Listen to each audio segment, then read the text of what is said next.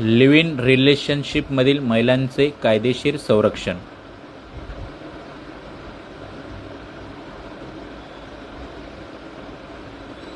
Domestic violence act 2005 अंतर्गत live in रिलेशनशिपमधील महिलेला घरगुती हिंसाचाराविरुद्ध तक्रार करण्याचा हक्क आहे.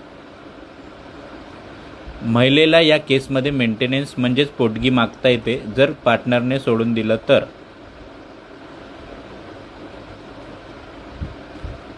जर या नात्यात मूल जन्मलं तर ते मूल लेजिटिमेट म्हणजेच कायदेशीर मानलं जातं.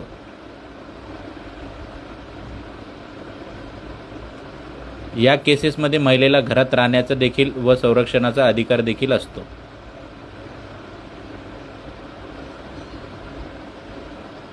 म्हणून महिलांनो, लिव्ह इन रिलेशनशिपमध्ये राहणं लाजिरवाणं नाही, पण तुमचे कायदेशीर हक्क माहिती असणे आवश्यक आहे. कायद्याने तुम्हाला संरक्षण दिलं आहे. अशाच आणखी कायदेशीर माहितीसाठी मला फॉलो करा MI Valuable ऑफिशियल. धन्यवाद.